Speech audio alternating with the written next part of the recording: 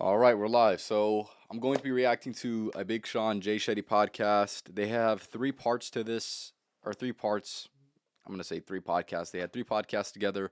I'm going to be reacting to the newest one that just came out. Big Sean's going on a podcast run right now because he's releasing the book Go Higher. So make sure you go ahead and get that book. I'm definitely going to be getting it and reading it as soon as it comes out. I'm pretty sure it comes out tomorrow. So tap in with that for sure. But if you like Big Sean, you already know I'm repping the merch, and got the vinyl in the back. Book here soon. So let's go ahead and get into it, man.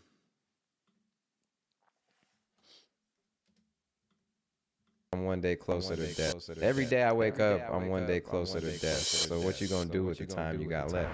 6-time Grammy nominee. Big Sean. One of the biggest blessings Let me know if the is audio's going good, through by a the way. time where you are feeling at your lowest or depressed or whatever the feeling is, because that is just confirmation that you're not in alignment and that you're meant for something different, something greater. What's the difference between attracting energy and chasing energy? Oh boy. The #1 health and wellness podcast. Jay Shetty. Jay Shetty. The one, the only Jay Shetty. Hey, let me know if the audio's Please welcome good. my dear friend, someone that I believe is so inspiring, deeply insightful, philosophical, a guide, a teacher, a leader, Big Sean. Man, brother, thank you Yes, for sir. having me. You know, Of course, first man. of all, I just gotta say, Jay, though, I'm so proud of you, man. Even since our first interview, like, of course you sparked the idea of me writing a book, but I'm not making it about me, bro. You've interviewed the president, man. You've interviewed, like, you have gone to the moon and back. There was a part of the book where I said, like, the mental health space, and you know, like that space is dominated by a certain crowd, bro. You are dominating this space, and Hold up, give me a second. You said it's echoing? All right, let me go ahead and see if I can fix that. Let's see. Fuck. I'm gonna hold up. I'm gonna try something right now. You tell me if it's still echoing, okay?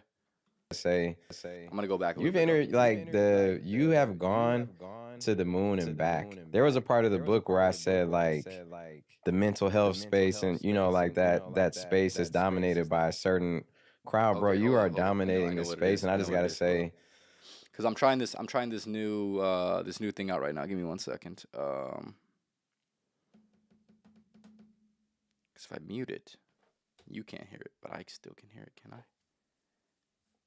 it's deeper than that. It's wellness, all of it, and I just gotta say, I'm super proud of you, Shit. man. Okay, Like, hold on, give me a second. I'm trying to figure this shit out. I never did it before.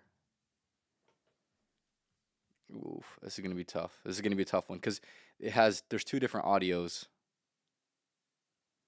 Well, I could just mute this one then. I'm good. I'm good. It should be fine now. It should be fine. I said, like, the mental health space, and you know, like that space is dominated by a certain crowd, bro. You are dominating this space, and I just gotta say, it's deeper than that. It's Let me know if you can hear it, if it's all better. of it. And I just gotta say, I'm super proud of you, man. Like, very, very proud of you. I know, like, where you come from. I know your journey. I know how you grew up. You know, I know me know the if it's good. household you came from, and I just gotta say, man, I'm very proud of you, and I see like so much for you, and you're still so young, and you still have so much to offer. So thank you so much, man. Oh man, the feeling is mutual, and honestly, it was people like yourself who came on the show so early and trusted the space, opened up, and made it a safe space for so many that followed you as well. And so I have to give you a lot of credit back, because you came on the show when it was so much smaller. We were starting out, but it was people like yourself who trusted me, trusted the space. And I'm so proud of you for putting this book together, because, you know, you've manifested success. And when I spend time with you today, and I see you with Janae, and I see you talking about Noah, I also feel you've manifested happiness. Wow. And I think those two things are very different. And so I wanted to ask you, what's been different about manifesting success, career, profession, and then manifesting happiness? One of the things about success is you have to define what your idea of success is. You know, I don't think if, like, say somebody had $1 billion, I wouldn't say that he's more successful than me. I would just say he has more money than me. And I think that's the power of separation. We tie so many things into definition, right? Success to me is a feeling of, it's an emotion. It's something that when your purpose is activated and you are impacting people in any way, shape, or form, there's so many ways to impact people, right? Now, there are byproducts of success. Like money can be a byproduct of success. You know, when you do something and you create a supply and demand, you get paid for it. But I don't think because you make money that you're successful. You know what I'm saying? And I don't think, you know, there's a lot of things that you could tie to that. Just like I don't think just because if your life isn't going the way you are, that doesn't mean that you let that make you unhappy. Those are two separate things. It's really the power of separation. So for me, success is a feeling, and it's when my purpose is activated. So I remember I did an interview and they asked, you know, talking about success. And I said, well, I'm not the most successful person in the world. And I was like, well, maybe I am actually, because I love so many aspects of my life and I'm living in the life that I've always dreamed of, you know, times 10. I only wanted to have a song on the radio and like a platinum song, and bro, I've sold 185 million records or something crazy. I've like taken care of my mom, my dad, a lot of people, and lived 10 lifetimes already. So everything has just been sprinkles on top. So to me, success is really activating your purpose, and happiness is something that you can choose instantly. Your happiness is something that you could choose instantly, and it's something that I learned the hard way. Because when I have fallen into like a dark time, you know, we all go through these ups and downs. When I've been down bad and like the depression comes in, the anxiety comes in, the self-sabotage comes in, and you can hold on to these things and they will stick with you your whole life. You have to decide to let them go. And that's one of the things I talk about in the book. A lot of people may not know how to do that, and there are a lot of ways. But one of the first ways is to choose how you feel. You're in control of that. And it's easier said than done, because when things aren't going your way, you're pissed off at everybody. You're like blaming everything. Well, first of all, you have to quit blaming everything else and realize that you're a magnet. You're magnetizing your whole world to you. You know, so if that's the case, obviously you switch it to an emotion that resonates with you more, of how, at least how you desire to feel, right? And you can choose that. And I'm telling you, your whole experience will change. So happiness is something you can choose immediately. Yeah. One thing that stood out to me listening to you was the power of separation.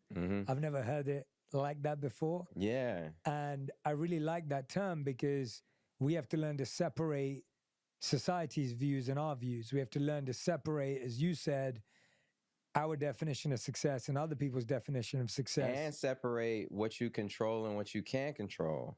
And how do we develop the power of separation? What does it take to cultivate that within ourselves, to have that ability? Because I feel most of us don't practice the power of separation. It's just the recognition to me. One of the biggest blessings in your life is growing pains.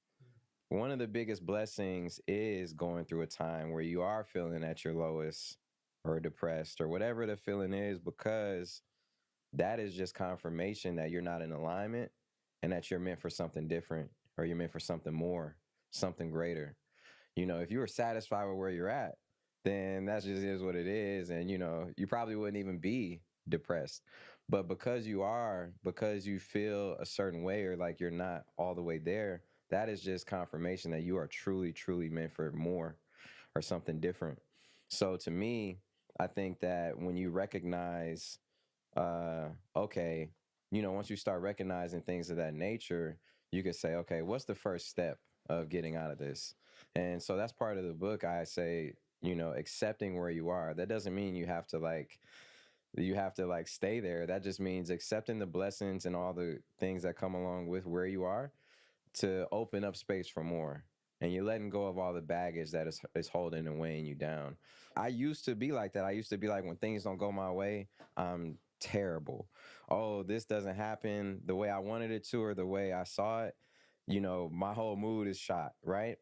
And I'm not to say that things don't affect me when they don't go my way, but I have the armor on now. I know how to deal with it. I know how to get over it and get back to it.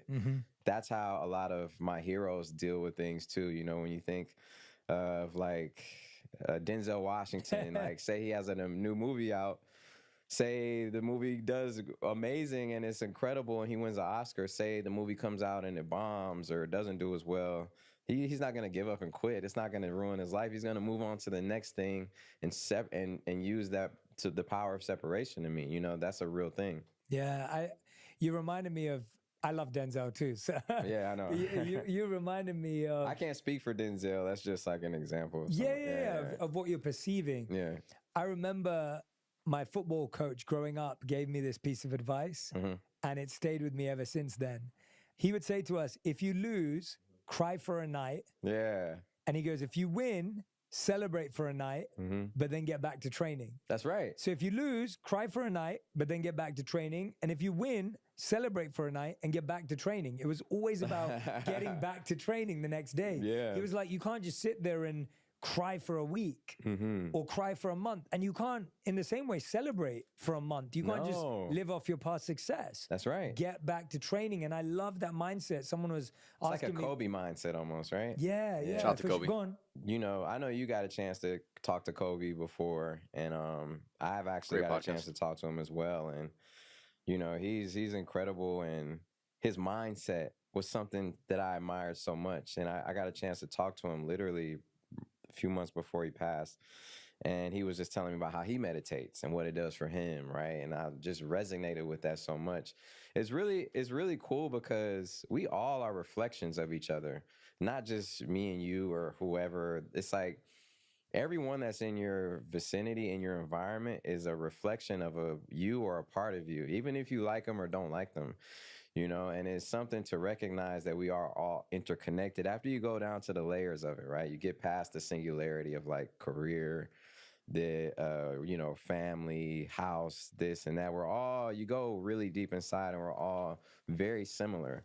We're all the same. We have the same system of order of operations, you know, and it's really a true testament of we all are, everything physical is made of that same, I don't know what you want to call it, prana or love, energy. And as I've gotten older in my life, I see the similarities. I have friends that are in their 60s, 70s. You know, I have friends that are all races and things, and I see myself in all of them. And I think that's something to recognize in such a world of separation. I know that kind of is like a far reach from talking about the interaction with Kobe, but it's just crazy how in everyone that I've been meeting lately, and even just from growing up, that I've seen, it's like a mirror almost in a lot of ways. So I think that is very, very interesting. He said the concept of everyone kind of shows you a reflection of yourself, the way in which you perceive them and the way in which you find yourself viewing this person is essentially a reflection of you. It's definitely very, very deep, and I feel like there's very, very few people who kind of recognize that perspective, and who are able and who are mature enough to view it that specific way, and who are able to see almost that full circle of what it actually is. He mentioned something about everybody being interconnected as well, and this is a concept that I can speak on from experience.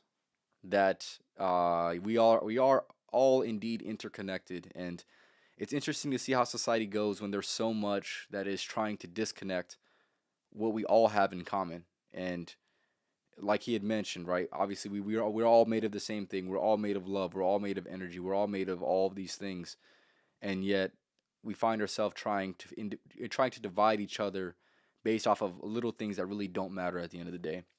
And yeah, I think it's all very, very interesting for sure. I wake up, I'm one day closer to death. So what you gonna do with the time you got left? I always say that's a business you'll never be successful at, is the business of trying to please everyone. And then when you do please everyone, it's like, are you pleasing yourself? I can't control what people think of me, their perceptions of me. And when I try and control that, it takes me off of my path that I'm on, of where I need to go. Talking about Kobe. I think what resonated with me most about him is that he was at peace in retirement. Mm-hmm. And athletes who are retired I know. don't always find peace because naturally it was so important to be on the field. Right. And so, no judgment towards anyone, but it's so hard to not be on the court anymore and not miss it and want to be there. And he had found a new purpose. And that's the most interesting thing, is that you don't get to peace by pursuing it, and you don't get to peace by trying to pursue more prizes and more wins. Yeah. You get to peace by finding your purpose, and that's what he did. And so I want to talk about in your book, because you really give people these 5 practices. Yeah. And I want to give people a game plan, a roadmap today in our interview, so that when they read the book, they can kind of connect the dots between things you've said today. And I want everyone to go out and grab a copy of the book, because I really feel it simplifies. I feel like so much of this space is like mystical, complex. Like, and it can take a long time, but what you've done is you've really demystified in Go Higher, your book, the pathway to get there. And I love that you start at accept, because I think even though it's a hard step, it's such an important step. This idea that your journey only begins when you accept that where you are is your starting point, that your experience have made you exactly who you're meant to be, with the skills, the talents, the gifts. So, or rather the lack of. Listening and going, Sean, that's so hard for me to accept that I am where I need to be, because my life's just been full of, the worst, horrible, difficult things. How do I accept and start from there? What would you say to them? I would say that I understand some people's lives are not ideal. I'm someone who has seen that, experienced that, can relate to that firsthand. And what I can say is that when you accept it, that doesn't mean that you are giving up.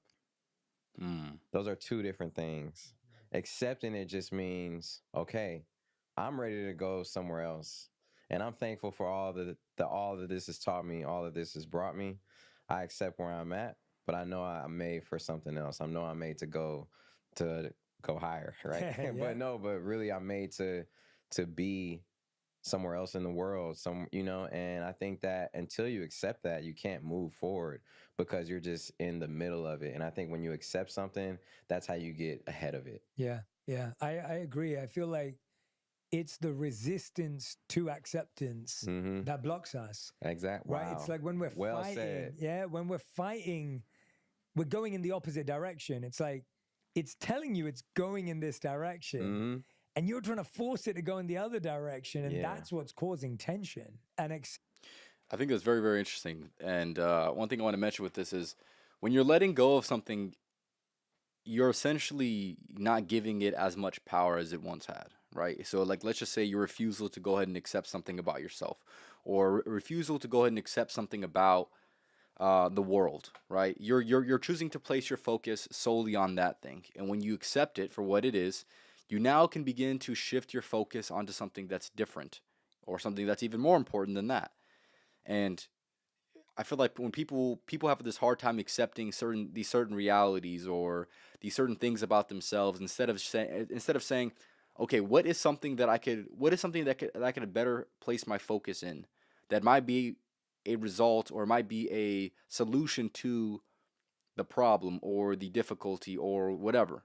What could be the, and I'm not saying everything has a solution, but what I'm saying is,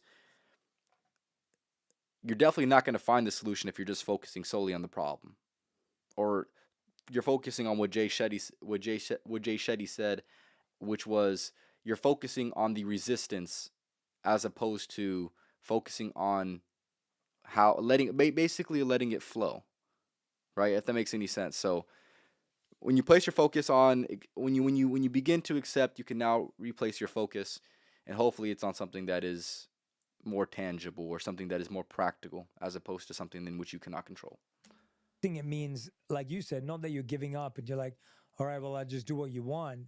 It's going, no, this is how it's flowing. Now what am I going to do? There's always a thread of where you are to where you desire to be at, no matter in what situation. There's never not a way, or else you wouldn't feel it, or else you wouldn't have a desire for it. There's never not a way in your consciousness. You know what I mean? Like, I don't have a desire to go to Saturn because that's just not in my thing, right? But I have a desire to the things that I've had a desire to. I always knew that there was a way. So always know that no matter what opportunity you're in, against the impossible odds or against odds, whatever it is, you always have your way to get to where you are. There's always a thread leading you, and there are maybe multiple threads. So never be down and out and think that it's impossible. It's really not. I mean, Mission Impossible is a movie where he defines impossible missions, But my point is like there's nothing that's impossible for you. It's all meant for you, and it's up to you. One of my favorite quotes is, "Every day I wake up, I'm one day closer to death. So what you gonna do with the time you got left?" It's like, understand that this is our time right now. The moment is now. These moments, we only have the moment.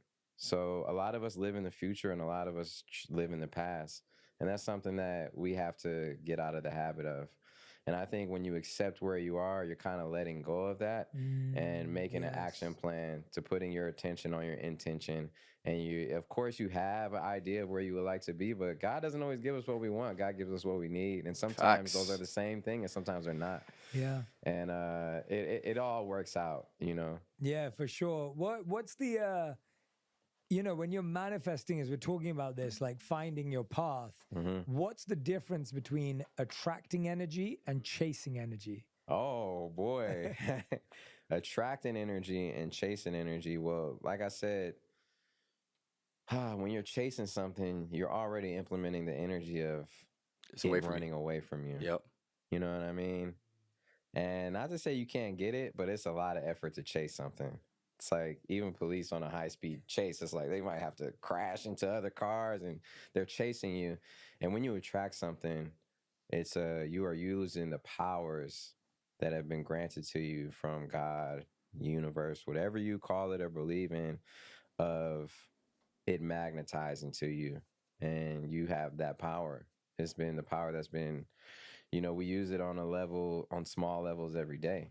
Even if you just set it and say, hey, today I need to take a shower. That's literally, you set a goal, you did it, it's done. You can do that on a scale of anything that happens. And some things may take a lot more time than others. So we have these ideas and expectations we set for ourselves, but that's on us. That's our ego sometimes. That's our wants and desires and our minds sometimes getting the best of us. And I think that things do take time, but there's always a way. And, you can never count yourself out. Yeah, exactly. You should never count yourself out. There's a few things that he said there that I thought were very, very interesting. And what I kind of got from that is, what GDP said, right? God's timing is always perfect, right? Even if it's not going the way that you'd want it to go, it's going the way that it was supposed to go at the end of the day, right? We can have our own feelings about the way that it is, but at the end of the day, it was supposed to be that specific way. What are you going to do because of that, right? Instead of complaining and not liking the way it was, what are you going to do? How are you going to change because of that result, right? God's timing is always perfect. I agree 100%. And I want to kind of reflect back on one thing that he said earlier, right? With the impossible being possible, right? Everything is possible in this life. And like Big Sean was mentioning, there's always going to be a thread that is leading you. And what I believe that thread truly is your conscience.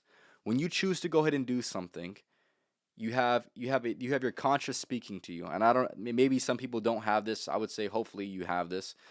But there's going to be certain inclinations that you're going to have, whether it's natural interests or whether it's, let's just say you're choosing something and doing something that you know you shouldn't do. We all have this internal feeling that should be guiding us, hopefully to our better self and hopefully away from situations that are not for us. And there's certain people that I do know for damn sure who are not in tune with this voice and they keep acting on ways in which they know they shouldn't, right? So your ability to actually listen to your conscience is going to say exactly where you're meant to go. It is going to take you as far as you're willing to go. And your refusal to listen to that conscience says everything about you, whether you're in tune or whether you're out of tune, whether you can make the impossible possible, whether you can't make the possible, you can't accomplish the impossible. I'll say that. But yes, Listen to your conscience. It'll tell you everything that you need. It will guide you the way that it was meant to go. And of course, God's timing is always perfect. What's been the most difficult thing you've ever had to accept? The most difficult thing that I've ever had to accept is that the things that I can't control. I used to let the things that I can't control me. Give me an example. Like how someone perceives your art. As an artist, like Erykah Badu says, we're emotional about our shit, you know? I think she said something like that. Yeah. That never changes, but you can't control how someone perceives you. You know, all you can do is put, first of all, to make something, to write something, to have an idea and it actualize it is like, that is really the win for real. I'm not just saying that, like, that is like, come on. You know what I mean? You literally manifested something. How people consume it, if you impact anyone, that's literally a bonus to it. You know, that's why we do it, but that's you literally changing the world.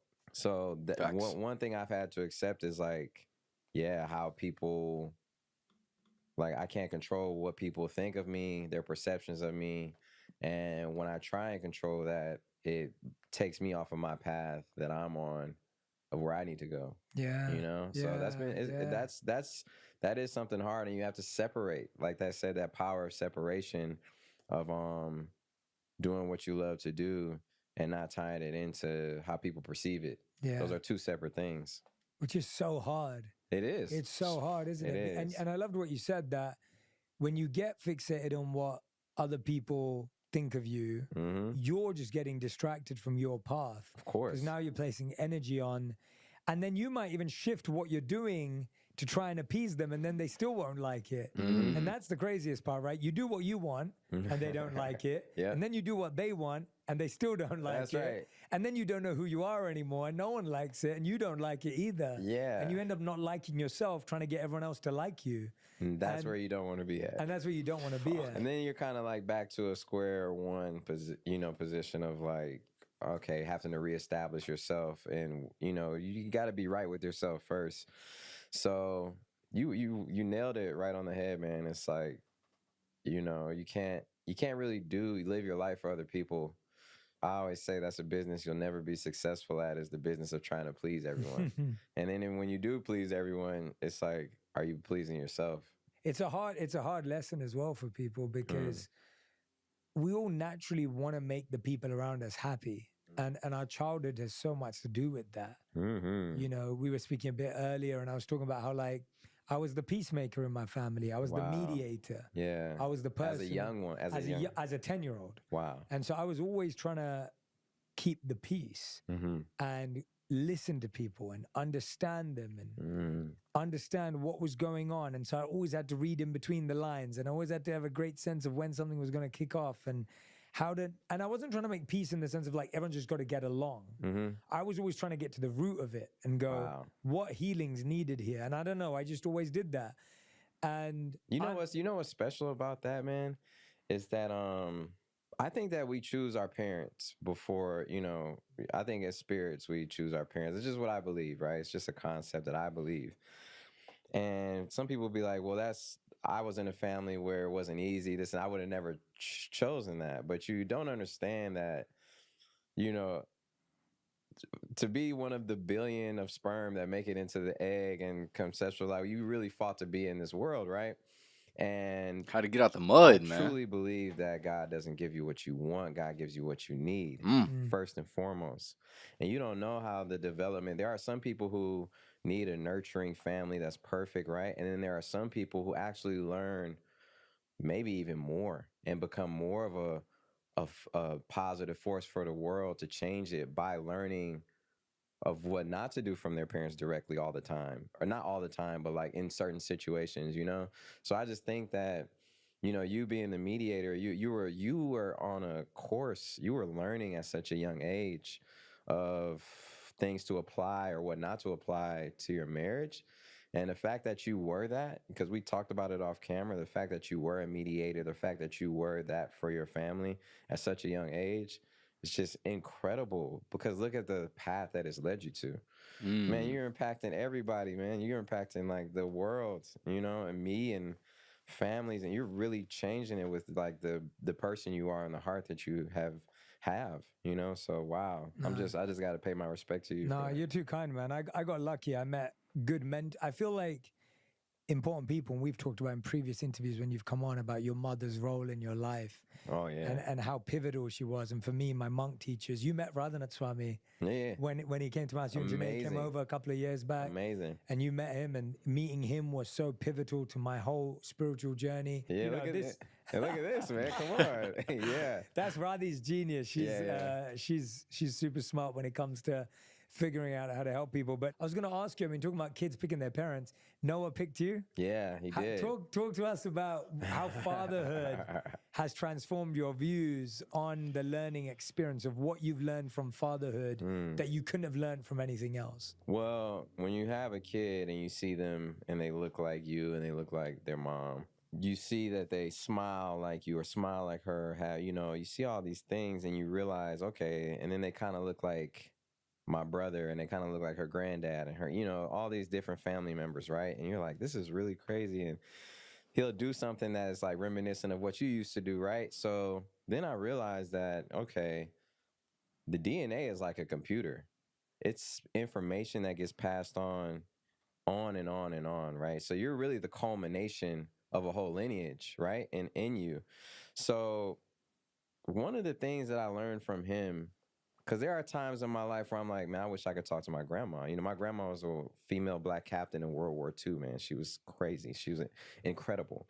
And like, or my granddad, they met in World War II, right? Or like, I wish I could I'd be like, man, I wish I could speak to them or get advice from them now, you know? For sure, wow. I only known them as a little kid. And then I realized that the information is already in me. All I have to do is just go deeper within. Tap in, and really connect with that. And that's something that I learned from my son being born.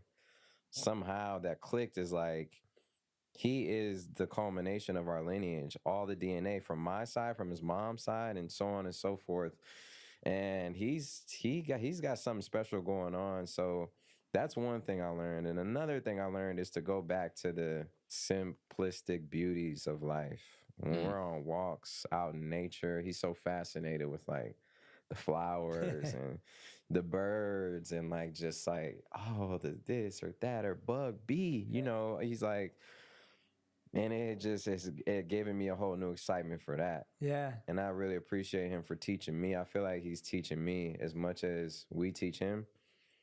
I feel like he's teaching all of us a lot as well. And he's also teaching all of us that hey, we can be happy right now. He's like, even if he's distraught or something, he'll go do something and be happy right there. And he chooses it. And I love that. Man, I'm so glad I asked you that question because I knew you'd have such a deep answer for it. Like your answer, the first part of it, the idea that your child has all of that within. Like you were just saying, you wish you could talk to your grandparents. Yeah. Which I wish I could interview your grandparents. I mean, that sounds like a phenomenal thank you. journey and story to hear about it. And I want to know how much more you know about what they did or how much you don't. Mm-hmm. But I love the idea that we actually have it encapsulated within us. Mm-hmm. Like it's coded in us. It is. And even if we're unaware of it, and I was talking to a researcher the other day, I was doing some research for my next book, and she was talking to me, we were finding this research that was talking about how when kids are told their ancestral stories,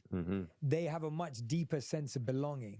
Yeah. And so the reason why so many of us feel so lost today is we've never been told deep stories about where our parents come from, where our grandparents come from, what they went through, not in a way to make us feel like a victim or feel at a disadvantage, but to hear a story from the perspective of this is your heritage. Yeah. And then you feel like you belong to something so much more bigger and beyond you. Whereas most of us are just like, oh yeah, I'm from West Hollywood or whatever, right? It's like, it's such a it's like a temporary residence. It is. But when you belong to something eternal, like I was talking to the researcher, I was saying that in my life, the things that have helped me the most when I'm going through a tough time, a difficult time, a real low, is recognizing that I'm part of a 5,000-year-old tradition. So when I'm repeating the Gita, which is a 5,000-year-old scripture, which is the text I learned as a monk, when I realize I'm connected to that lineage, I feel unstoppable. Yeah. Because I'm like, that survived for 5,000 years. I'm going to be all right. Like, I'm going to be okay. Right. One thing I want to mention with this as well that I think is very, very interesting is, yes, it is very, very easy for us to get caught up into this identity that we hold, right? This identity that is our life story. But at the end of the day, we are way bigger than all of this. We are way bigger than our circumstance. We are way bigger than our emotions that are not, let's just say, working for us, right? We're much bigger than all of these things. And in a society right now where we are the most misaligned, we're the most confused, and we are the most purposeless, I think it is very, very important to have those anchors that are going to hold you to something, that are going to give you more meaning. And yes, I do believe, obviously, figuring out where you come from and figuring out and being truly in tune with the stories that make you who you are, right? From the people of the past, right? From your ancestors. There's something to be said that is the foundation of your truest identity, right? And the farther you get away from that, the more confused and the more questions you're going to have. And of course, you're going to find yourself a lot more lost. When in reality, just tap in, right? Just look within and see what's there, right? It's much more than what a lot of people would like to give credit to, and it is much more than what probably most people, feel. Is when you just think like, oh man, I've just been on the planet for like 30 years and I'm trying to figure it out. It can feel quite uncomfortable. Facts. And so I love what you're saying, that actually inside your son Noah, there is the coding of his grandparents. It is, and all of us. It's like time traveling. People always try and figure out how to preserve themselves. There's the expression, oh, I'm living through my kids, or I'm living. That's real. I realize how much power these simple expressions have. Tell me more. I like this. Like communication can save a nation, or but I really feel like we always try and think like, oh, there's not enough time. There's not enough time. There's a real truth to I'm living through my kids or whoever you choose to. I don't even think it has to be your kids.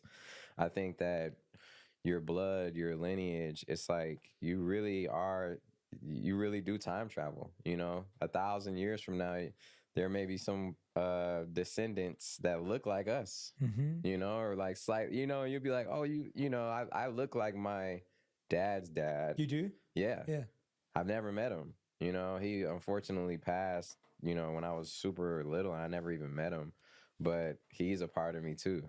And I think that's also why it's important to work on yourself and to heal certain traumatic experiences, because with all this information we pass on, you also pass on the good and the bad. You know what I mean? So, well said. You heal things health-wise, and you heal things traumatic-wise, or trauma-wise, and it's really important to work on yourself physically, mentally, emotionally, and spiritually, because you pass on all of that.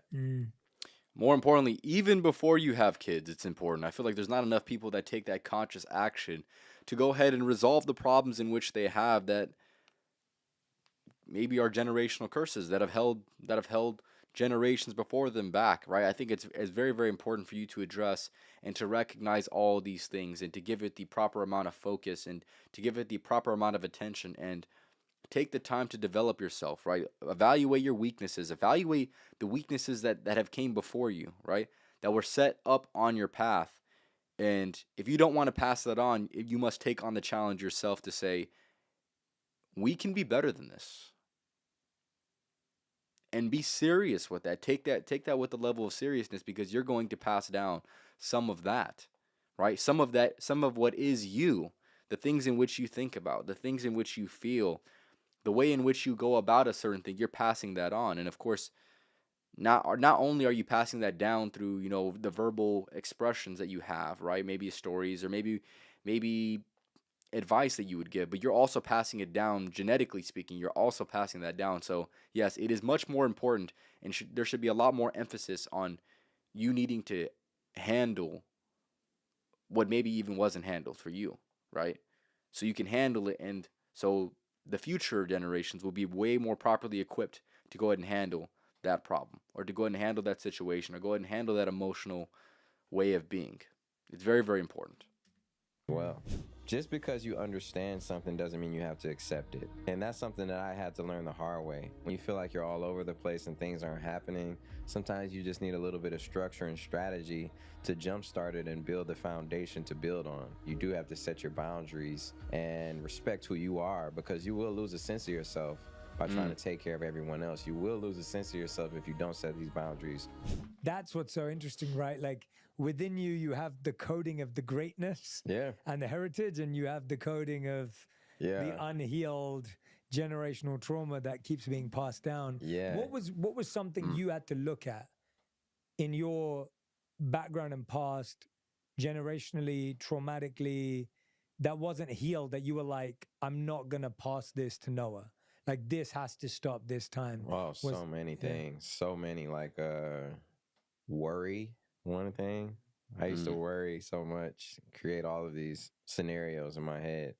Overthinking. And I think that's like a double-edged sword. You know, when you have an imagination and you're creative, you create, right? So you can create good, you could create bad, but one of the experience that life has taught me is to never worry. No matter what, you're going to be fine, you know? I think one of my biggest fears used to be like, what if I lose everything, right? And what if I have to go back to, you know, growing up in Detroit in the hood, blah, blah, blah. And then it's just like, well, I was happy there too. Like, I shouldn't be scared to lose any of this stuff, because this stuff is conditional. And it's like, I'm going to be good wherever I'm at. I remember when I talked to Side Guru, I was like, where's your favorite place in the world? He's like, wherever I'm at. And I was like, damn. That shit's deep. You know? That shit's deep. So it kind of goes back to that like, that's one of the things I don't want to pass on to him. It's like, you never have to worry, you know? And, you know, you could be fueled. You could let something inspire you to be greater. You could let something light a fire under you, but like, don't ever worry, because you have what it takes to get to wherever you got to get to, you know? How do you kind of imprint that in a young child? Like, how do you imprint that in a young child by building up his confidence. And that's one of the things I love about my boy. It's like, he's so confident. He's like, you know, I never am like, that's something that I want to keep feeding him. Even on the song I wrote about him on my album, I said, I see my inner child in him and still the remnants. Will he lose it to the world as an imminent? Or is it something that me and his mom have instilled in him?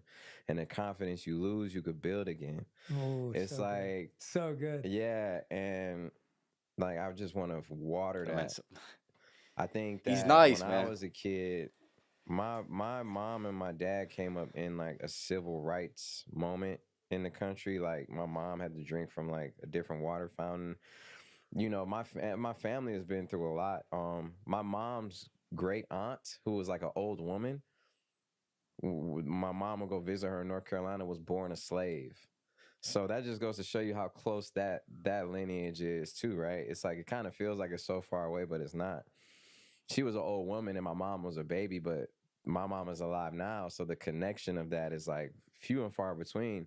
My point being is that my mom and my dad did the best that they could, but they came from an era where they had to really be, don't be too loud, be controlled, get out of line. Like, you know, my mom would be like, when you get pulled over, like, make sure your hat is off, and like, they see your face and you be respectful. And I think there was a lot to that, but it was coming from a little bit of a fear-based place sometimes.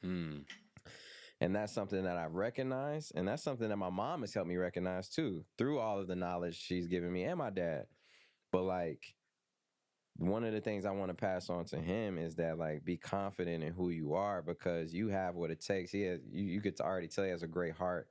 He has a great spirit. He loves trying to make people laugh, you know. Not even at 2 years old, he was like, before, like 1 year old, like telling, you know, trying to like make you smile. And it's just like, just want to keep watering that confidence in him, you know? Yeah. And that confidence kind of talks nicely to the second practice in your book. You talk about strategizing. Yeah, strategizing. And I love that you went there, because I think a lot of people see spirituality and strategy as opposites, or they separate them. Right. And I know we've always vibed on the fact that, to me, they go hand in hand. Absolutely. Because strategy is just intentionality in action. That's right? Like that's what it is. Strategy is intentionality in action. I love Right? that. Yeah, it's like you have intention and then you get activated around an intention, and that's how you strategize. But I think often people think strategy has to be conniving or like some sort of manipulation. Right. But that's not what you mean. So when you say we need to get strategic, how do we build the skill of becoming strategic, and what does it mean? Well, I think you recognize, like you said, is just strategy to me is the key to getting is one of the keys to move from where you are to where you have to be, because you identify where you desire to be, because you identify so much, and you get to research, you get to plot and plan.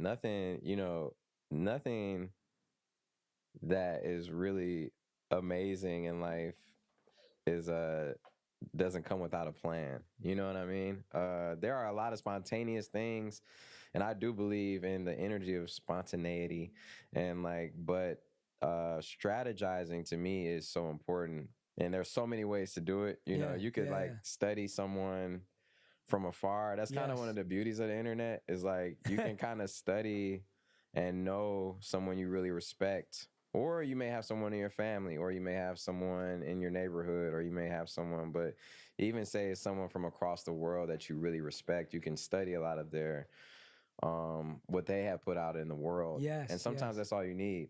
There have been times where when you get to know someone fully, you might get let down a little bit. Yeah. It's like, because you have all these expectations and you meet them and it's like, wait, what? But I think there comes again the power of separation. Like, you got to separate that. And, so I know I'm talking a lot, but no, think, it's good. Yeah, I do think that like strategizing is a real key to happiness, and it doesn't have to be like a deep thing. Strategizing could just be as simple as writing your intentions down, strategizing your day. How are you going to approach this? I always before I get into a studio session or anything, I always meditate, and I write down what I would like to experience in the session.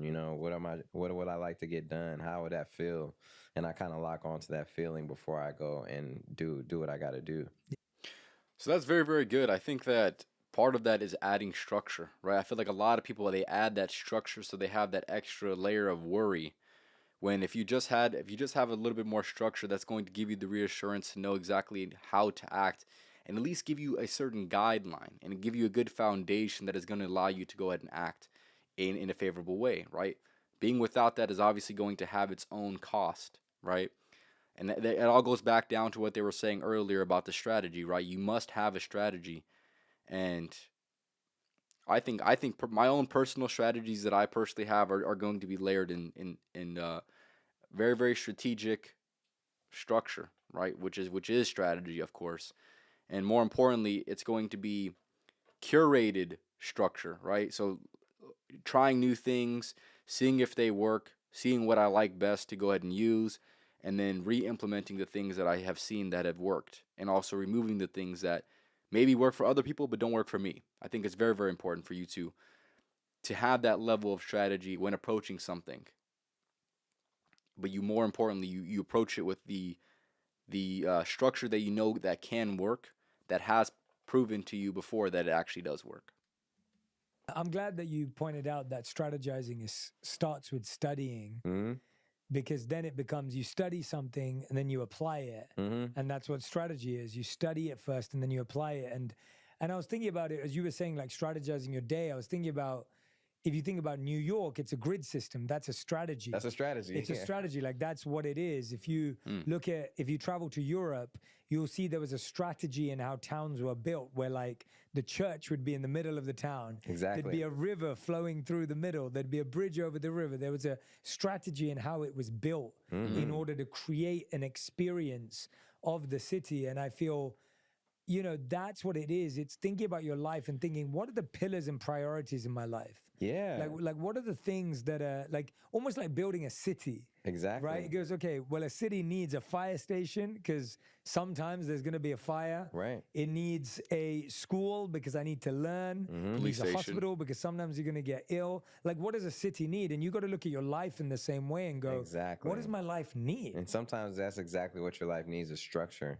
Yes. You know, when you feel like you're all over the place and things aren't happening, sometimes you just need a little bit of structure and strategy to jumpstart it and build the foundation to build on, you know? So that's a perfect analogy. Yeah. What was the best strategy you ever built to achieve something in your life? What example would you give from your own journey? When were you most strategic effectively? There have been times where I was very strategic and times where I wasn't. And one of the times in my life where strategy really helped out was just like, I would say, securing my first record deal. I always knew I would get a record deal. I would talk about it frequently with my friends in 8th grade.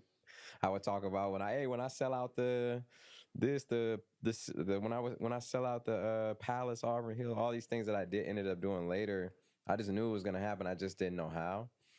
And we all know that like you can make plans and God laughs at it, but I really feel like when your heart's in the right place and you have the intentions and you put a little bit of strategy to it, okay, like one of the things that I always wanted to do is like, okay, how can I get on the radio?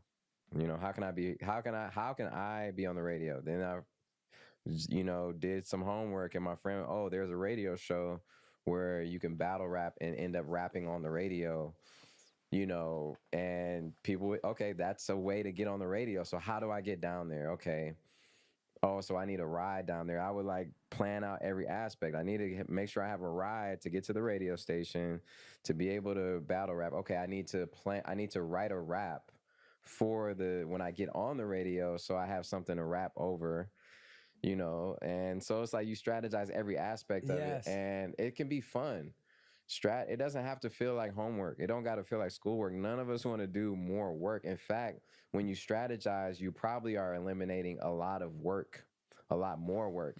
Don't get fooled thinking that like you're getting ahead by not doing the work. I'm telling you, when you strategize and plan things out, you're eliminating hours of work. So that is the reason. You know, a lot of us may not have time to read this book. You think like, I don't have time to read a book. I'm telling you, like, reading a book, not just my book, but a book that impacts you, saves time. It doesn't take time. Oh, I'm so glad you said that because that's all it does. All it does when you're learning, all it does, it saves time. It stops you from making mistakes. It helps you avoid the ones that someone else made before you. You'll probably make some new mistakes for sure. Of course. but you'll avoid so many. And I loved what you said, the way you broke it down. Like ultimately strategizing is building steps to that goal. And you're trying to break it down to the step that I can do today and now. That is small and easy all the way up. And I love the way you worked backwards where it's like, all right, I want to be on the radio. All right, let me break that down. Wait a minute. That means I need to go this. That means I need to do this. That means first I need to do this.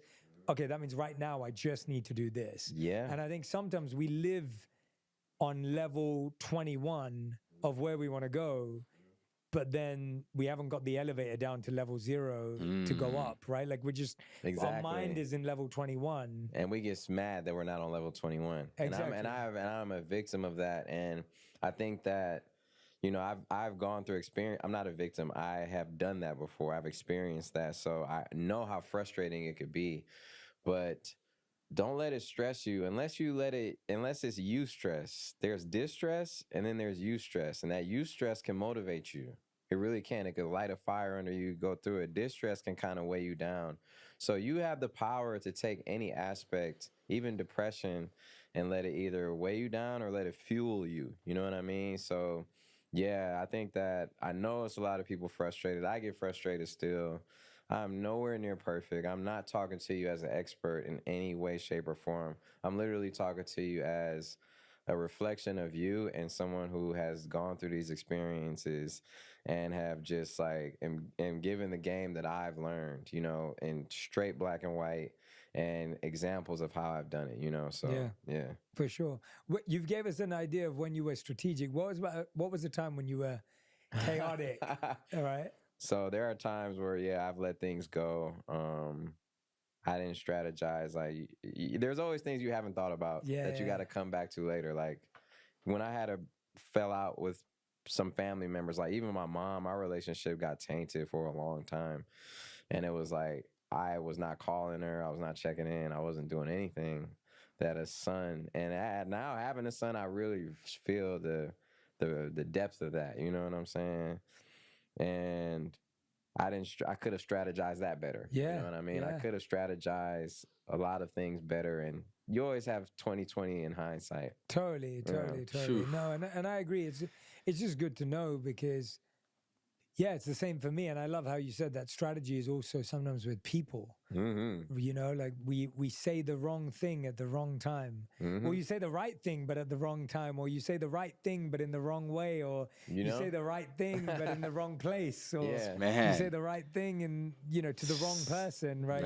It's like it has to be strategic. It does, because otherwise it's not digested. We just think as long as I'm saying the right thing, everything will be okay. Yeah. But if you say the right thing in the wrong place to the wrong person at the wrong time in the wrong way with the wrong word, the wrong language, it doesn't matter how true the thing you said was. Right. And that's what strategy is going, wait, how do I make sure this lands? Wow. Like what is required for this to actually have an impact on someone and to serve them and help them? Yeah, and that's what we're here to do, is to serve, really. In every aspect. It's always comes down to being of service, And anything we put out there, in any interview, in any book, in any song, it's really of service to whatever the moment it relates to. You know what I mean? So, and you're right, saying the right thing to the wrong. And the thing is, you're kind of the only one who can dictate. Right and wrong is so opinionated depending on who you talk to. For sure. There are a lot of people who think that, anything that we could think is wrong, somebody could argue how it's right. Even down to black and white, somebody can argue that this text that says the exact same thing means this thing or this means that thing. So I think it's important to come from a place of understanding. And this leads to something else I want to talk about, because just because you understand something doesn't mean you have to accept it. Ooh. Just because you understand it, and that's something that I had to learn the hard way.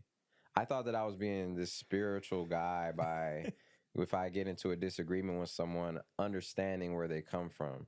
And then ultimately turns to me not respecting myself. Because I'll understand where they're coming from and be like, okay, like, I get it. But the fact that I still get it, it doesn't mean that I can't express myself and I'm not valid. Yes. So I want to make sure that everyone knows that, because I think that was something that I learned, is to set boundaries. And that's like that big B word. That's like the biggest B word there is boundaries, that I've learned this year. And like that has really, really, really changed. That's right here. Got it right at the bottom. A lot of dynamics with people, and it changed a lot of it's really created a lot of happiness in my life. Why did boundaries become so prominent in the last year, as you said? I think I was trying to be a hero in every situation I was in. I'm an empathetic person, so I love to. I really can feel when people are going through something. Even when the world is going through something, it's like I kind of really have to like really protect myself energetically, because I take on a lot of people's problems. You know what I'm saying? Right. I can't help it. And it's not I don't look at it as a bad thing. I just look at it as how I am. Do I wish sometimes that I could just cut things off? Yeah, but it had taught me that I can. I just have to set boundaries on what I can and can't accept. And this year, there are a lot of things that I was tired of feeling uncomfortable in certain situations. I was tired of letting people walk all over me. And just because I understood or I get it, I'm not respecting myself. And I didn't realize that I wasn't respecting myself in that. There are times where, I can't go to this thing. I can't do this. Or, you know what? I can't go here. I can't go to Dubai and do this show because I have to be here for my son. I got to take my son trick-or-treating. I had to set some of those boundaries that may have cost me one thing, but I gained another. And one of the most important things I gained back from setting boundaries is the trust in myself. The confidence that I feel like I have been building up for so long. Yeah, and I think we're scared of setting boundaries because we are scared of what we lose when we do. I know. And it could be FOMO, it could be, you know, the fear of becoming irrelevant, the fear of becoming insignificant, the fear of losing a person. The fear of losing a person. But I learned that too. I remember a time in my life where I had so much compassion fatigue, where I just felt like I was there for everyone else, but I had no, and when I say income, I don't mean financially, I mean there was no energy income coming in. And you were just a piece of you. You were just a part of you at that point. Exactly. And you're just, and it's what you just said. You're trying to be a superhero and you're trying to be the guy, not in an egotistic way. No. You actually just care about people. For real. But I realized very, very quickly at that time that unless I was full, rested, complete, you know, I wasn't actually able to help anyone. I was just giving people my leftovers. Yeah. And not the best of myself. And how to enjoy it. And you got to enjoy your life too. Totally. Yeah. Totally. And I just found that what really helped me was remembering that I didn't have enough to give anyone else if I wasn't in a good place myself. Period. And that didn't mean I wanted to get to a good place just for myself. The reason I wanted to get to a good place is so I could give more good to others. And therefore, there had to be a structure. There had to be an order of, all right, well, I need to take care of myself. Right. I need to be full. I need to be ready. And then I can extend myself. But if I keep extending myself to everyone else, chances are I get bitter at them. I'll get mad at myself. Yeah. And then I won't have anything to give. Yeah, that's right. Right. Yeah. And it's an interesting one, boundaries, because I feel like, I think we also think we set boundaries for other people, but we do it for ourselves. You do it for ourselves. Because people always be like, oh, this person keeps breaking my boundaries. And I'm like, well, no, you keep breaking your boundaries. Exactly. Right? No, yeah, it's you know, it's like the boundaries, forgiveness, they're not just there for you, you know. Forgiveness is for you as well. And boundaries are for you as well. Yeah, it's been tough. I think that I grew up letting people walk all over me. I think I grew up by letting people take advantage of me straight up, you know, just to be real. And I saw that in my parents, especially my dad. He would let people take advantage of him. He was a very nice guy. And there's nothing, like I said, right or wrong. It's an opinion, you know, it's just a perspective. So I'm not criticizing him or saying he was wrong in any way. It's just the kind-spirited, hearted person he is. But along with that, you do have to set your boundaries and respect who you are, because you will lose a sense of yourself by trying to take care of everyone else. You will lose a sense of yourself if you don't set these boundaries. You will lose a sense of yourself if you don't take the time out to keep connecting with yourself, even if it's something you love. I lost like the passion of like watching anime. I remember when I was working so hard. It's like I hadn't sat and watched anime. I love watching anime. I love Dragon Ball Z. I love like My Hero Academia and Demon Slayer and Evangelions and all these things. And that's just one thing that I love, right? So it's like I have to take time out to do that because it is really important to me. Yeah. So I know all of us have demands. Some of us have family. Some of us work 2 jobs, 3 jobs. Some of us, and you say it's impossible, but I'm telling you, if you make that time, you will create more time to be the better version of yourself in any of those situations. I promise you. Yeah. Yeah. Yeah, absolutely. The other thing that really helped me as a boundary, and this doesn't apply if something's life-threatening or urgent, but sometimes someone would call me up and be like, oh, I had a fight with my wife. I had a fight with my husband. And my natural inclination was to like fix it. So like, yeah, let's jump on the phone. I'm going to help you through it right now. Because that's how you were as a 10-year-old. Because that's how I was as a 10-year-old. Yeah, and so on and so forth. Yeah, go ahead though. And then I realized that actually my new response started to be, yeah, let's talk in 3 days. And the reason was, A, because maybe I had stuff on and I couldn't run to it. Like I said, it doesn't apply to life-threatening. Of course. If someone calls me and goes, I go to the hospital, obviously I'm going to be there. Yeah. But if someone's saying, hey, this happened, that happened, I realized I may not be in a position to quit everything in my life to go and be on this call. And those 3 days, that person actually had to do some processing for themselves. And when I was just jumping on the phone with them, trying to save and solve their problem, I was actually just enabling them to not have to process it themselves. So most people in 3 days would say to me, they'd text me and go, Jay, actually, I think I figured it out. Exactly. And I'd be like, great, I'd love to hear it. Let's jump on a call. And now they talk to me, be like, look, I thought about it.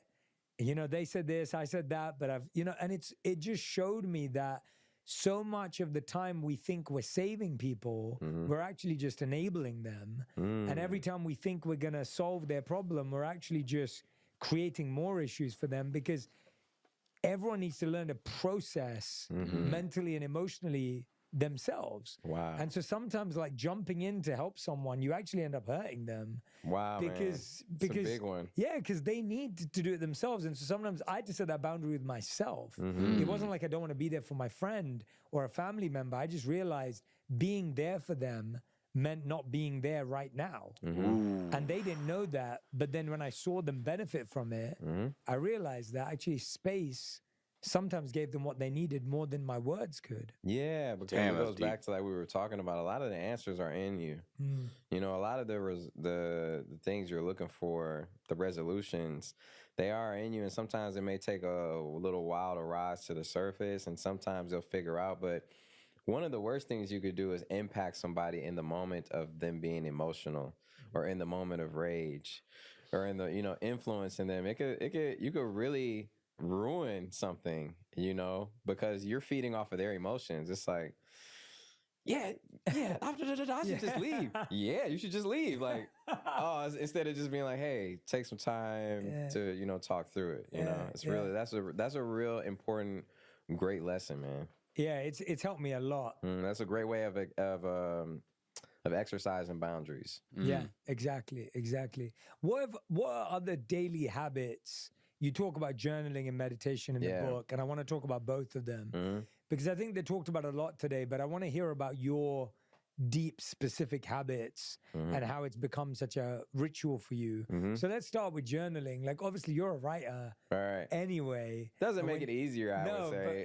But I was going to say, like, what's different about writing music, writing the book versus journaling? Like, completely different. So with music, I don't even like, I kind of just like when I get in the studio, I kind of just let it flow through me. And I learned that from like Kanye and Jay-Z and Common. Now there are a lot of people who do write on pads, like Eminem, you know, who's amazing to me, and a lot of people I know. But how I do it personally is I just kind of like feel through it and let it stream to me, and I like go on the mic and like, not necessarily freestyle it, but yeah, just piece it together. You got to come for a session one day. But then I'd love to. When it comes to journaling, that's my time where I put like my sword, you know, your pen is like your sword to paper, and you are you're strategizing, and you're setting your intentions of, you know, things you would like to experience. But I also like to do like gratitude. For some reason, gratitude just seems to magnetize more of the things that I'm thankful for in my life. I've seen it work in a lot of ways, and that's my belief, you know. So the things that you are grateful for, you have to let the world know that you're grateful for, because how else is it going to know to give it back to you, you know, or to bring it to you, or to the people around you. And it also is a great way for me to, you know, and I practice I am. It's so much power. So I am grateful. I am this. I am happy. I am confident. I am happy that I get to sit down and talk to my friend Jay today. You know, I'm happy I get to, whatever the case is, right? So that's what I do. And then at the end of it, of the journal, when I do the gratitude stuff, and there are times where I write how I feel, not as much. I also speak out loud by myself. You know, there are a lot of processes I do, but when I do that journal, I sign it at the bottom of it, like a contract. And I sometimes I put "it is done," or I put like "so be it," because it's a declaration. When I do that, and I sign it because it's that important to me. I have to sign my contracts. I have to sign things that will be upheld as an important thing, and that's how the level of importance, even more, that I hold that to. So I sign it every time. That is so good, man. I've never heard that before. I'm going to start doing that. It's powerful. Yeah, I've never signed it. That's dope. It's powerful. And Jay, does everything I write down come to fruition? No. Sometimes it does. A lot of them do. And then I realized that I'm also on God's time. So the things that I've always wanted, the things that I've desired, it may not just be the right moment in my journey for that. But that's the beauty of it, man. I'm like, I'm still here. I'm still able. I'm still inspired. I'm still passionate, you know? Beautiful. Yeah. So One thing I want to add to that as a word of advice, let's just say journaling isn't your thing, or you don't feel you have time to journal, or yeah, just something like that, right? Well, first, find time. That's what I will say at the end of the day. I'm going to give you one of the best pieces of advice that I've heard and that I've taken is going on a walk, allowing your thoughts to go ahead and process. And this is kind of like an alternative to a journal. Like, let's just say you didn't want to sit down and write something. I feel it is also, I would say, potentially even more powerful for you to go on a walk with yourself or sit down with yourself and just record yourself speak to yourself, right? Talk to yourself out loud and think out loud and let whatever comes to your mind come to your mind. Go ahead and deal with it as it comes to you. I think that's very, very important because it allows you to be present and in the moment and allow you really to think about your own thoughts and to think about the things that you're going through and allow you to process certain things that you need to process and allow you to hopefully problem solve and troubleshoot certain things in your own mind and come to the conclusion with yourself about what something actually is. I feel like there's so much people that they spend a lot of time in their own head thinking about many different things, a lot of possibilities, ways in which things can go, and they don't necessarily come to a conclusion. They don't come to the solution. They don't come to the conclusion that they need to go ahead and move on past their form of thinking. But for me, and I can only speak for myself, when I'm in those states of where I feel like I need to talk to someone, I feel like sometimes even talking to myself is the most beneficial thing in certain aspects. So I'll go ahead and reflect on a certain thing, or let's just say I'm going through something that I need to solve within myself, or if I'm just trying to help somebody out, I take the time to record myself, maybe even play it back if I need to. But at the end of the day, giving it the time, attention that it truly needs, and hopefully trying to process it because sometimes your own thinking is not going to work in your favor. But letting your voice speak it out is how you best figure something out, in my opinion. that's how I do my journaling. I also have there's a book I have of like poetry too that I like write poems and stuff. I only write a few a year, honestly, but like I'll like fully write and draw around the poem, and like it's really like a beautiful art. It's just something I do for fun. I haven't actually. I've only written one this year, and last year I wrote a few. So this maybe inspired me to write one today. But that's kind of all it is. But I don't spend too much time on it. It takes me about 5 to 12 minutes. That's great, though. Max. And then I meditate after that because it's kind of like a good transition to like the energy is set for me to meditate, because when I meditate, I feel like I'm attracting these things more and giving myself the best shot of being the most productive, the most impactful that I can be. You know, so that's kind of the first thing I do when I wake up, if I can. Being a dad, though, there are times where I get woken up and I have to go immediately, you know, and so I come back to it later on. It's not preferred that way, but it's a good trade-off. Yeah. And what does your meditation look like? I love, because I've learned so much just in how you journal. I've never heard "so be it, it is done," or the signature at the end. I'm going to start practicing those three. I like those a lot. Yeah, because it's that important. It's that is beautiful, man. Like I get that. Like what you just said about we sign contracts, sign checks. Like there's very few things we still sign. Exactly, right? And they're supposed they're very important things. Yeah, they're important documents, and that is an important document too. I love that. Yeah. And then, so what about your meditation? What does your practice look like for meditation? It depends. I love doing guided meditation sometimes. I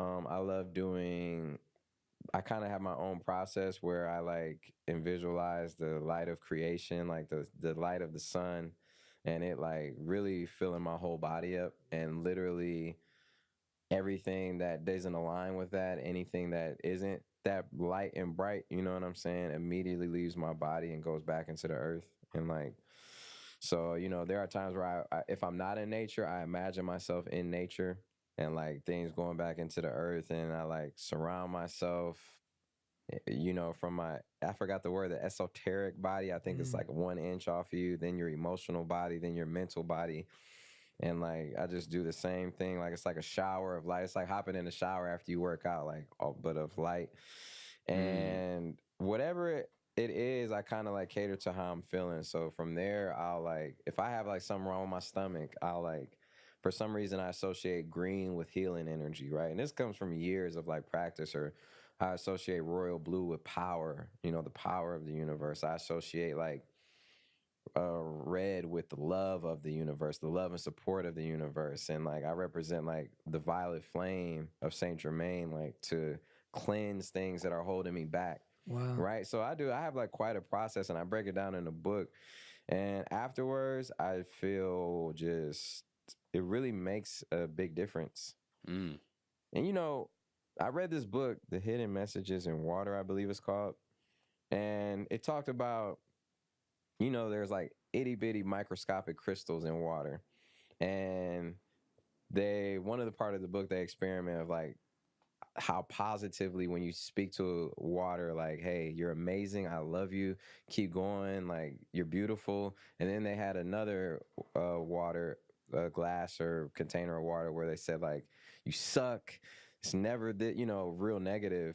And you look at the crystals, and one is like a beautiful snowflake looking crystal, and then the other one is like distorted and all damaged. And we are 70-80% water. So these things, when you write these affirmations down, or when you say them out loud, or when you journal, these things have a real effect on you tremendously. Like scientifically, it's not even like a woo-woo type of thing. It's not even up for debate. You know what I'm saying? It's literally scientific for the people who are more, need the proof, as opposed to, more analytical than like opinion based. So I just want to stress the importance of it. It really is. And by the way, the most honorable people that I've met, and like what I consider to be successful, and I don't mean richest, I just mean successful in like the impact, what they're doing, how they are. Yeah. They meditate. They all, from my favorite rappers down to down to you, down to anyone who I just really admire. And you can meditate in your own ways. They're like, I know like Janae does different meditations, through sound healing or mirror meditations. I know people who do shower meditations, walking. There's no wrong way to meditate either. That's another misconception. There's no wrong way to do it. The fact that you take the intention out, or if you focus on your breathing, the fact that you take the time out to be that conscious of yourself, over time, you will get more and more into it. It's like anything you do, and you will see the effects of it. Yeah. What was have you ever meditated with another rapper that was interesting, or anything like that? Like meditated with anyone that had an interesting practice that I wouldn't know about? Does Eminem meditate? That's all I know. You know what? I have never meditated with Eminem, but Eminem is a very like amazing person, so I wouldn't be surprised. I know Jay-Z does. Wow. I haven't meditated with him, but I know he does. Yeah. And there are all different ways and forms. Of course. Sometimes just sitting and visualizing and like seeing these things is a form of meditation. It could be your way. So you have to find out these ways that work for you. Yeah. Just like therapy, it's like I can tell you how therapy worked for me, but you may go to a therapist that isn't right for you and be like, oh, therapy is whack, but that's just, my specific situation. A lot of times therapy for me has pushed me to the edge of realization, and has been the extra push that I needed. Sometimes I already knew the answer, but sometimes I needed to talk it through, and sometimes I needed to really exercise, and sometimes I did learn something new that awakened the truth in me through therapy, and having someone that I could confide in, that wasn't a family member, that wasn't a best friend, that I wasn't in a relationship with, and was able to apply it to all of those other relationships, and in a very successful way. Yeah, for sure. I mean, in the book, you talk about how, I think it was like in 2016, you said you nearly got addicted to Adderall when you were touring with Rihanna. And I was thinking, like, how do you stop yourself? Like, in that moment, like, what was the habit or the tool or the practice? Was it therapy? Was it meditation? What was it that helped you recover from that? Man, so first of all, Adderall is like synthetic, I don't know. They say like heroin, all these things, right? Like it's just a lot to it. And I'm really into Eastern medicine personally. I used to have a real bad heart problem that I fixed Magnesium. through literally taking magnesium and 19. some other supplements that a doctor told me that I had to get surgery Wow. for. They told me they had to cut my heart open and put a pacemaker in it. So when I started taking Adderall, it's because I was putting myself on a clock that didn't exist. I was putting myself under pressure, and I was living in a fear-based way. And I started taking Adderall because I wanted to accomplish more. And it was Did it work? It worked. Did it but work is a at good question. The expense of so many things. Honestly, the expense of like my affecting my soul and changing the person that I was and depleting my body. It shut it off. It creates synthetic dopamine in your brain. So it creates all this dopamine, but your natural dopamine that is responsible for your happiness, for your inspiration, or your creativity, who makes you who you are, it shuts off. It shuts it off. And after a while, you're kind of relying on this synthetic dopamine only. And I remember as time went on, I would go in the studio and I feel like I couldn't do anything without it. And that's when I knew I had a real problem with it. So I went cold turkey. And that was probably the second bout of depression in my life that I went through. That was like, that's when I was like wanting to kill myself. Like I was just like, my mind was playing all these tricks on me, right? And it didn't matter that I had a big ass house in Beverly Hills. It didn't matter that I had millions of dollars in the account. And it didn't matter because as great as a lot of those things are, they're still separate. I'm wearing a Linkin Park shirt.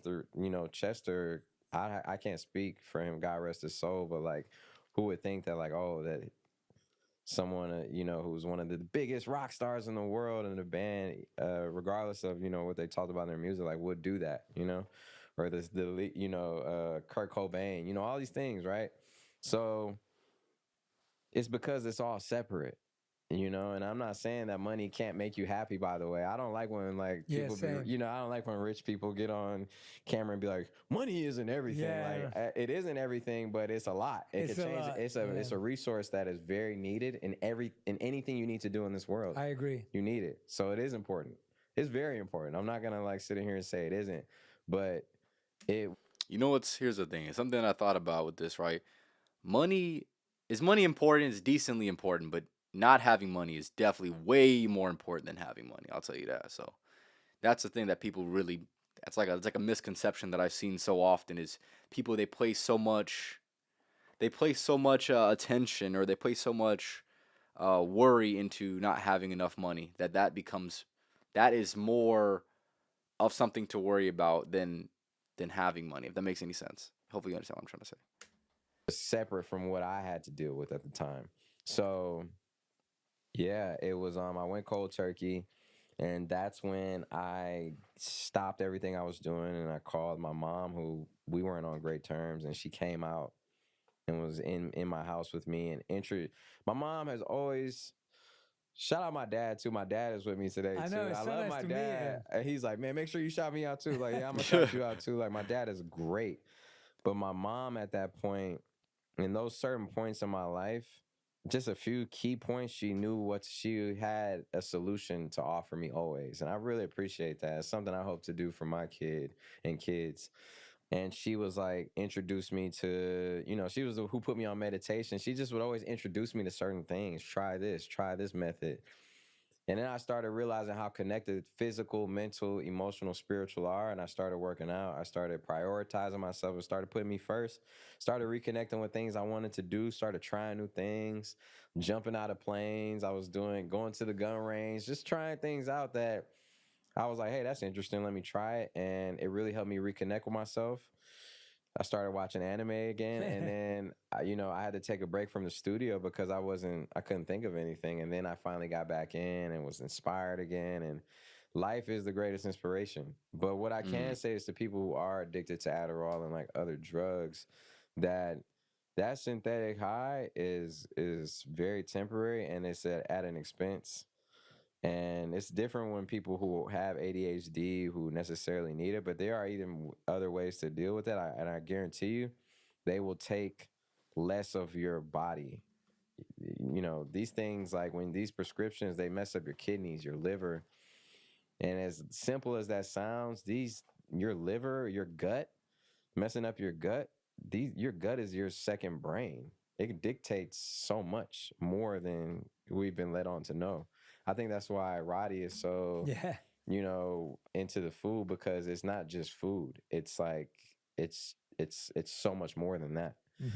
So I know I'm running on and on, but my point is that it was very tough, but you can get through it, and there on the other side of it, you come out as like a true champion, and you're the source of it. Yeah. And there's no better drug or high than being high off life. There is no better thing, because you're the actual drug. You're the actual source of it.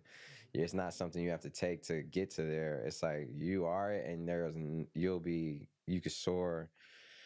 You can go higher than ever. Yeah, go higher. Yeah, for real. How do you feel your grandmother would feel reading these pages? My grandma was one of the first people to give me a book of it was a book about King Solomon, and that book changed my life. And it talks about the strategies of King Solomon, how he ran his business, how he strategized, how King Solomon, he wanted wisdom. That's what he wanted, and that's why he was granted everything else. That's why he was the richest man who ever lived, is because that's not what he saw. He didn't seek the power. He sought the wisdom to help people, and God gave him the resources by making him the richest man, right? So anyway, so my grandma, she was like one of the first female black captains in World War II. She was one of the first like female police officers, a teacher, a counselor. She was incredible, right?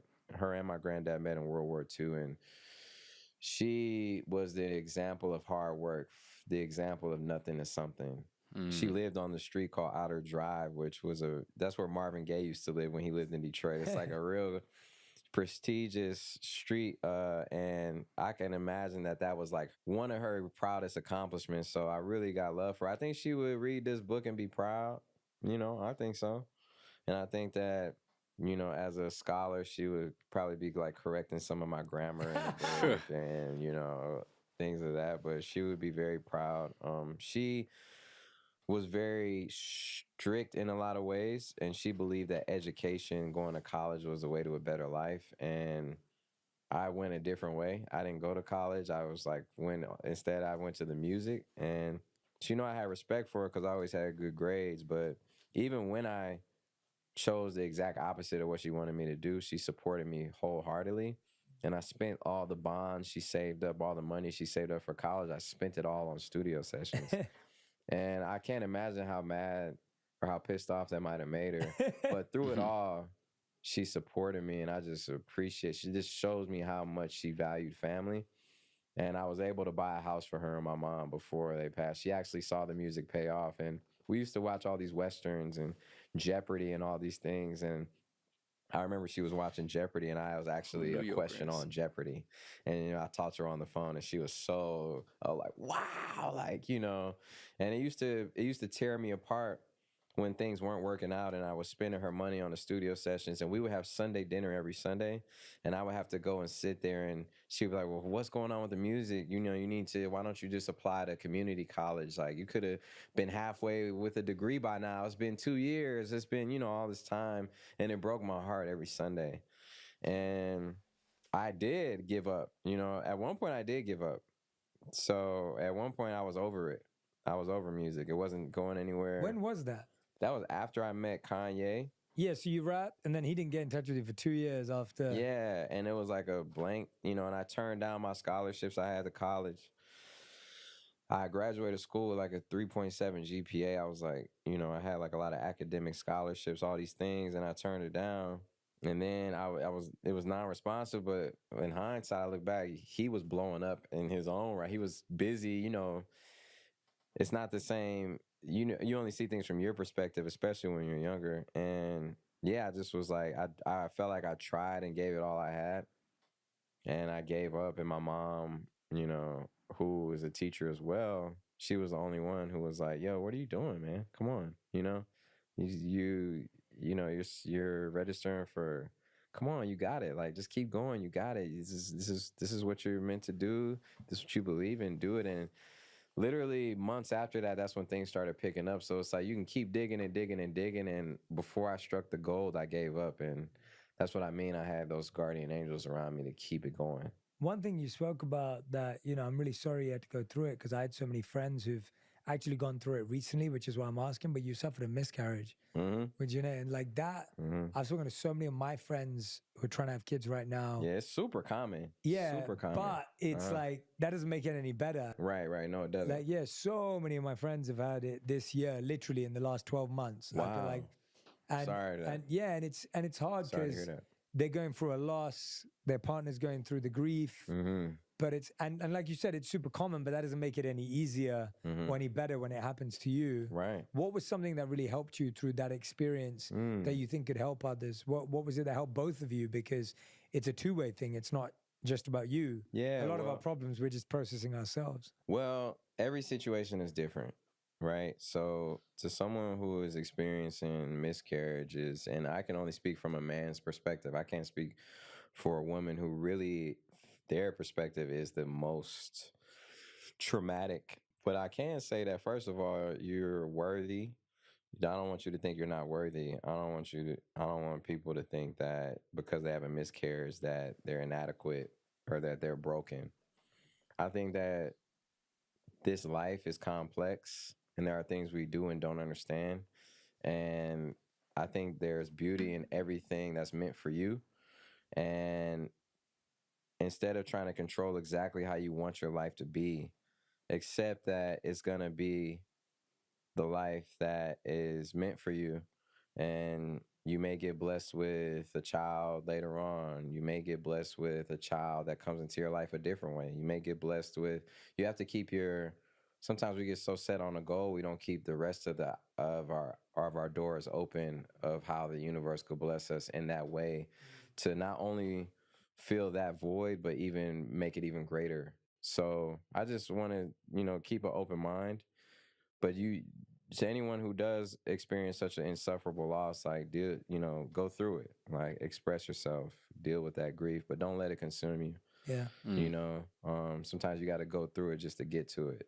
Yeah, for sure. No, I appreciate that, man. I think it's going to help a lot of them. We've got two last questions for you, Sean, before we wrap.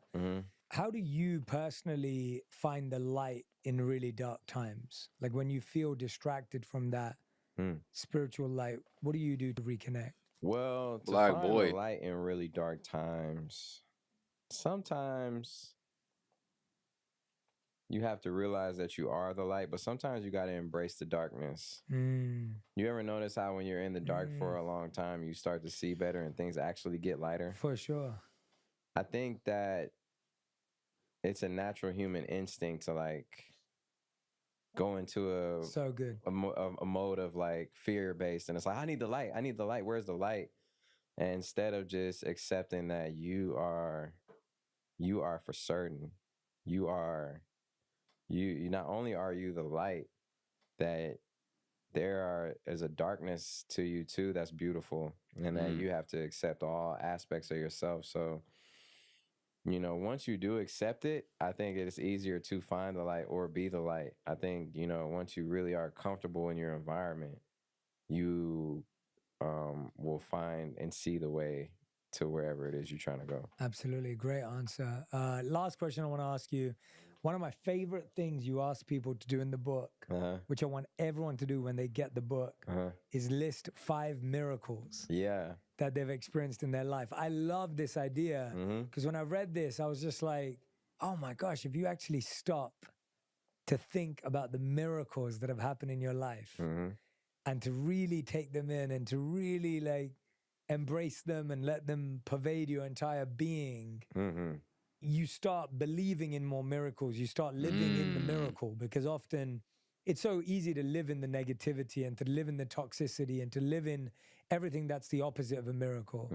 What gave you this idea? Where did it come from? And How do you live in the miracle every day? I mean, well, the idea came from like when you really recognize the miracles and I'm blind behind the you're kind of miracles that I've seen. supercharging them, and you'll see more miracles. There are so many miracles every single day.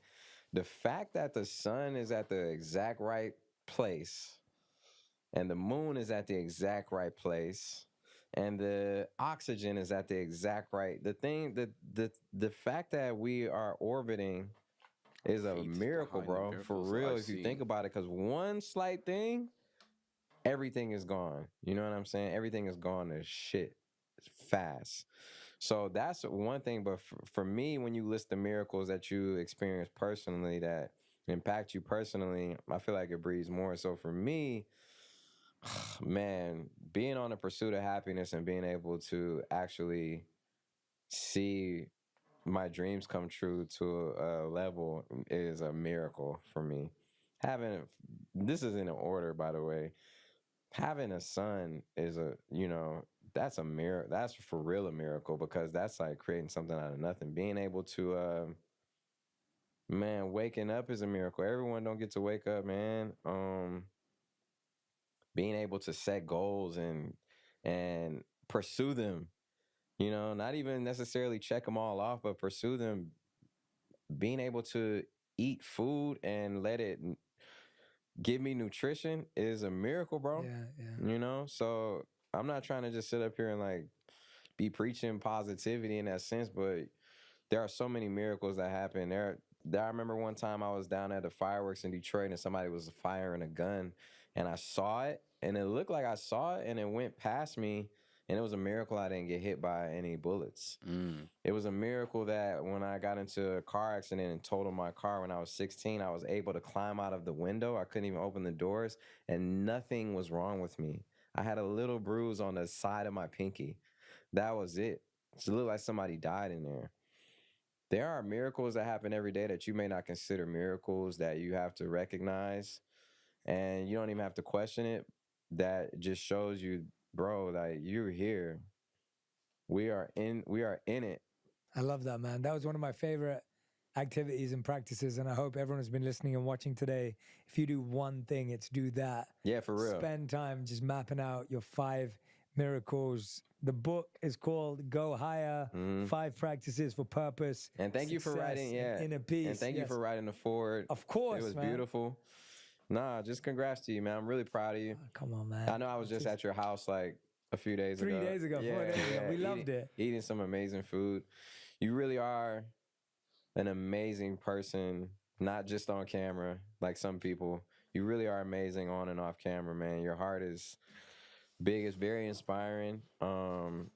We have these in our fridge. You're the best. I have all your books on my shelf. I've read them. And, just thank you, man. Thank you for being an outlet. Thank you for being such a connection, especially between all of these amazing people, and being able to open up and be vulnerable. What I can say is that to everyone watching, you're a product of your environment, and you are the chemist of your environment. You have the power to change it in any given time or moment. If you're unhappy with where you are, realize that you have the instant power to change it. It all starts with the mentality first and foremost. And that is like the key ingredient to making anything amazing, So I hope you guys realize that we only have this moment. Anything you've done in the past, you have to let go of. Anything in the future can change, that you have an idea of how it should be. And that, what else? What are you going to do with the time you got left? It's up to you. I love that, man. Thank you for writing this book. Yeah. The book is called Go Higher, everyone. Go grab your copy, share it with your friends, your family, people in your life who are looking for really insightful, simple wisdom that can create shifts in your life, practical advice, practical stories as well. Sean, I'm really glad you've done this with your platform, because I think that, it's very rare these days for people to see what masculinity means. And I feel like with you, the strength and the vulnerability, which in one sense are the one and the same, but I also think they are different in that I think there is a need to be strong, set boundaries, to stand up for yourself. These are all strength as well. Yeah. And then at the same time, the softness, the courage, the bravery, the vulnerability, that is too. And so I love how you put those both together. It was an honor to write the foreword for this book. Thank you. A real honor. Like for you to ask me to do that I was very touched. You could have asked anyone. And I genuinely hope that people are going to pick this book up. And I think people are going to hand it to their friends, their family, people in their life. If you want this year, 2025, to be a great year, you got to go higher. Yeah, that's right. And so I'm excited for you. I'm excited for this next chapter in your life. Thank you. And I'm excited for how this book, for many, many years to come, will have an impact on people. Not just now, not just this year, but for many years to come, people will look back and say, I loved all the music he wrote, but I also loved that book he wrote. So, thank you, man. That means everything. Thanks for allowing me to communicate. Always. You know, communication, I always say the communication is the bridge to salvation that God is holding our hand to walk across. And just like any other bridge, you can't skip a step to get to the other side. So thanks for allowing me to communicate. And thank you for communicating so well in your life. It's very inspiring. And I'll see you soon, man. I'll come back over for dinner soon. I can't wait. I can't wait. I appreciate it. Thank you. Yeah, that is part 3. That is part 3 over. Part 3. Part 4 coming soon. Yeah, part 4 coming soon. Thank you, I man. love it. You're the best, man. Thank you, brother. Thanks for being such a dear friend. If this is the... Well, that was the podcast. Hopefully you guys enjoyed it. Hopefully you stuck around and got to learn something from that. Of course, I did as well. Big Sean, my favorite rapper, and Jay Shetty, a very, very well-educated and grounded mind. Yes, indeed. It was very, very good. Appreciate everyone stopping by. Obviously, like they said, that was part 3. Why you need to stop chasing and start attracting. I was a great podcast, and I'm definitely going to read that book, Go Higher. That's for damn sure. So if you were touched by anything, feel free to leave it in the comments. Make sure you go to subscribe to me on YouTube, Twitch, TikTok, Rumble, X, at Life of a Champ, or Life of a Champ podcast on every single platform. Tap in with that for sure. But that's all I have to say today, man. Hopefully you took something from it. Very, very good. Y'all have a good rest of your nights. Tap in with the podcast that I'll be doing on Thursday. If you don't know, I do a self-improvement podcast. My name is Champ. I help men build their foundation of masculinity. The next podcast will be on Thursday. Y'all have a good rest of your nights. Tap in with the next podcast on Thursday.